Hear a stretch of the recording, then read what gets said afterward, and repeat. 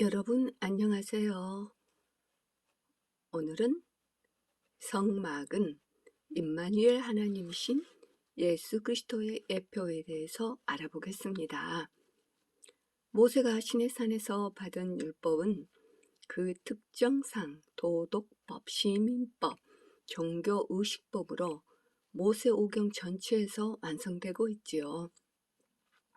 또한 시내산 율법의 내용은 행위규범으로 신약에서 예수님이 주신 산상수훈과 그 영적 의미를 같이 하지요. 여기서 잠깐 예수님이 말씀하신 산상수훈은 천년왕국 때의 행위규범으로 구약시대와 천년왕국시대의 믿음 플러스 행위규범으로 같은 맥락이죠. 오늘날과 같은 예수 그리스도의 십자가의 보혈에 은혜의 복음 시대에 적용되는 것은 아니지요.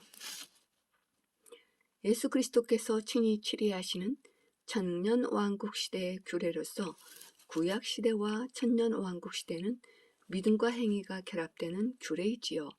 그리고 예수 그리스도께서 온 세상을 심판하시고 재림하셔서 이 땅을 통치하시기 전인 이 은혜의 복음 시대에는 오직 예수 그리스도의 보혈을 믿는 믿음만으로 구원받는 시대이죠.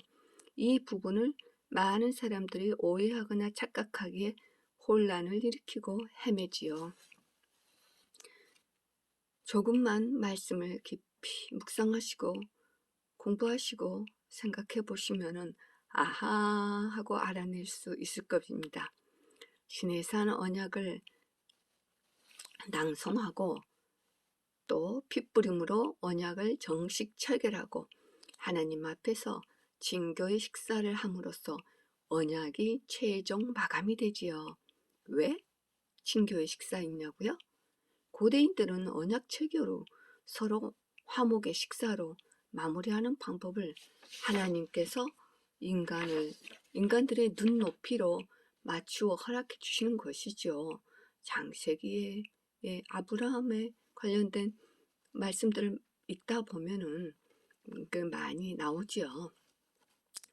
이미 제 영상을 보신 분은 창세기 말씀을 또 공부해 보신 분들은 그런 사소한 모든 부분까지도 금방 알 수 있을 겁니다. 이로써 이스라엘은 공식적인 하나님의 시민으로서 하나님의 지대한 관심과 보호 아래 머물며 동시에 제사장 나라의 시민으로서 하나님의 거룩한 뜻을 실현하는 거룩한 백성, 성별된 도구들이 되었지요. 이는 이제 갓 태어난 언약 민족이요 신정 국가가 된 이스라엘이죠. 정치, 종교적 체제상 갖추어야 할 가장 중요한 것은 바로 언약의 주체이신 하나님의 동행과 그분과의 교제의 길을 확보하는 것인데 그 문제의 해결이 바로 성막제도이지요. 이에 모세는 하나님의 임재의 초소인 성막제도에 대한 율법을 받기 위하여 시내산 위로 올라가 40일간을 금식기도하며 홀로 거하는 내용도 나오지요. 출애굽기 24장 12절 18절을 참고해 보세요. 이에 모세가 하나님의 임재의 초소인 성막의 각종 식양과 하나님의 명령을 거룩한 십계명의 두 돌판이죠. 그러나 40일간의 기쁨에 젖어 있던 모세는 산 아래서 백성들이 벌인 금송아지 숭배 사건으로 인하여 급히 하산하게 되지요. 모세의 형 아론은 백성들의 유혹으로 금송아지를 만들고 우상 숭배에 동참한 일생일대의 오점을 남기게 되지요. 그리고 그 책임을 백성들에게 전가시키는 비겁함마저 보이죠. 그리고 이 모든 부정함을 다시 정화시키는 사건들은 진행이 되고 우여곡절을 거쳐 드디어 성막에 대한 규례를 지키며 성막이 세워지게 되지요. 이는 지금은 이동식 성막이나 후일 가나안 정착 후에 있을 성막의 전신이죠. 이는 하나님의 임재를 상징하는 초소이며 본질적으로는 구속사의 영원한 임마누엘 하나님이신 예수 그리스도를 예표하지요. 또한 성막제도의 부분은 예수 그리스도의 사역을 정확하게 예표하며 예수 그리스도의 승천 이후 각 성도의 인격 안에 성령이 내주하심을 예표하기도 하지요. 또한 이 모든 부분은 신구약 역사가 우연이 아니라 한 분 하나님을 위하여 연결된 한 줄기 구속사 전개임을 증명하지요. 성막 제도는 하나님의 계시에 의한 것이어야만 하며 또한 신앙 생활도 자발적으로 이루어져야 함을 보여주며 하나님을 섬길 때는 반드시 하나님의 방법대로 행해야 함을 보여주지요. 성막 건축 건물 역시 즐거운 마음으로 자진해서 해야 함을 지시하고 있으며 법궤, 떡상, 등대 등의 규례도 나오지요. 그럼 이제 성막을 살펴볼까요? 하나님의 임재를 상징하는 성막에서 지성소까지 나아가기 위해서는 엄격한 3단계가 있었지요. 이는 성막들, 성소, 지성소로 분류되며 또한 이 단계별로 접근할 수 있는 자의 자격이 엄격히 제한되어 있었지요. 즉 성막들은 일반 평민이면 누구나 언제든지 들어갈 수 있었지만 성소에는 제사장들만이 제사상 필요할 때만 들어갔지요. 또한 지성소는 대제사장만이 오직 1년에 한 번만 속죄의 피를 가지고 들어갈 수가 있었죠. 지성소에 관한 영적 사실은 첫 번째는 죄인과 거룩한 하나님 사이에는 철저한 구분과 간격이 있다는 거죠. 둘째는 죄인이 하나님 앞에 나가기 위해서는 성별의 여러 단계가 요구되지요. 셋째는 하나님과 죄인 사이에는 절대적 거리가 있지요. 이런 절차들을 통해 하나님께 나아오도록 하신 것은 큰 은혜이지요.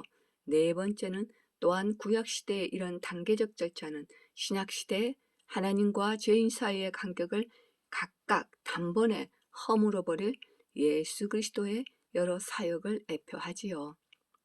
즉 풀어보자면 신약시대에 이 땅에 초림으로 오신 예수 그리스도께서 갈보리의 십자가에서 죽으시고 부활 승천하심으로 모든 율법을 완성하시고 죄와 사망의 권세로부터 승리하심으로 성소와 지성소의 휘장이 찢어짐으로써 더 이상 구분과 절차의 단계가 필요 없이 오직 예수 그리스도라는 한 분이신 단계만을 거침으로 하나님 앞에 나아갈 수 있는 그런 놀라운 은혜가 임하지요. 오늘날과 같은 은혜의 복음 시대에만 가능한 일이지요. 이 얼마나 놀라운 은혜인가요?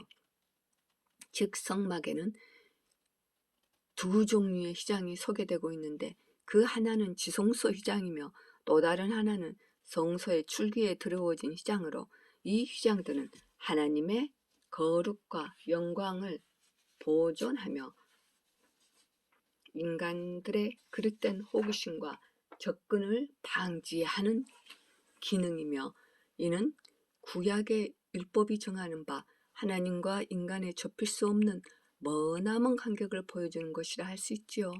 그러나 오늘날에는 예수 그리스도로 인하여서 더 이상 소나 양의 피가 아닌 당신의 몸을 찢어 피 흘려 주심으로 인류의 대제사장이신 예수 그리스도께서 하나님과 인간 사이에 놓여있던 이 단절의 휘장이 찢어지고 그 사이를 새롭고 살 수 있는 길이 놓여지게 된 것이죠.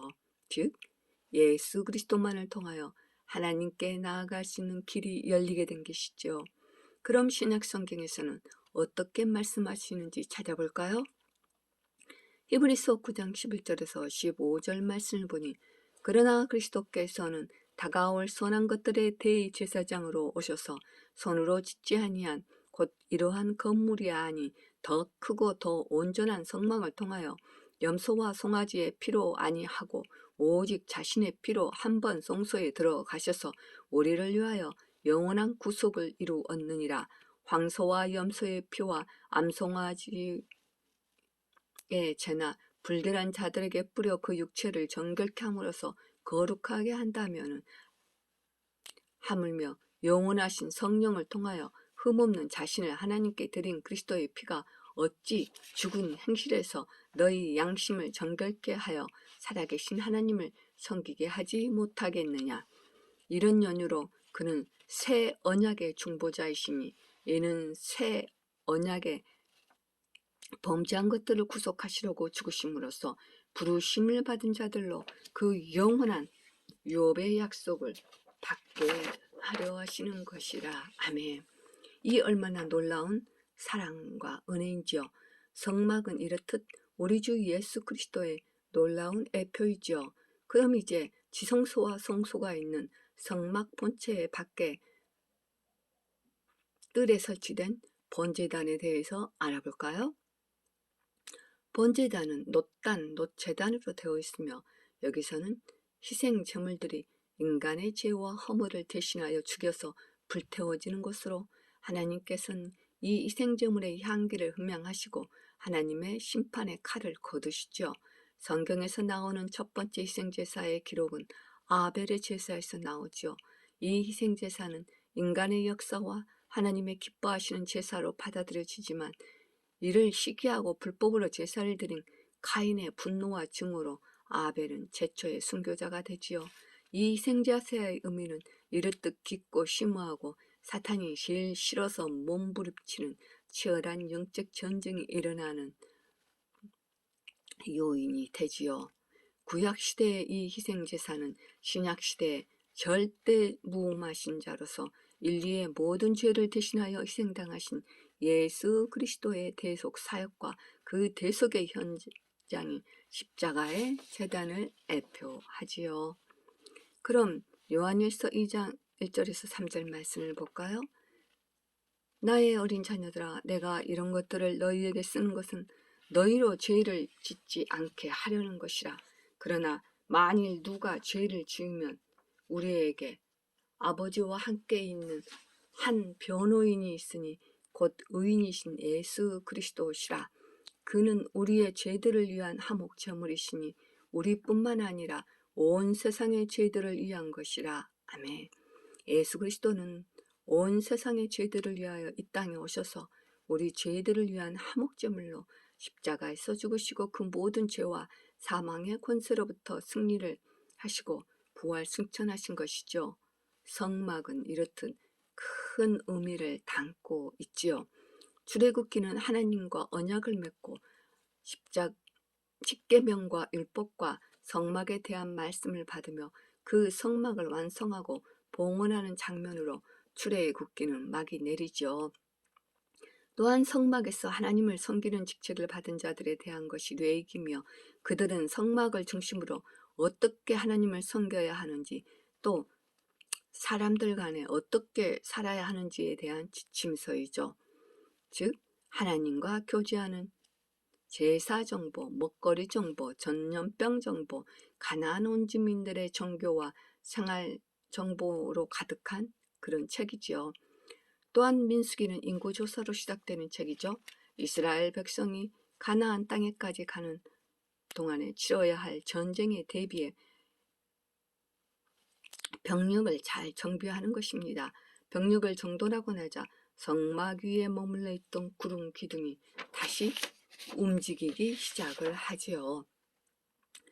광야 39년 동안의 생활은 민수기로 연결이 되어 있죠.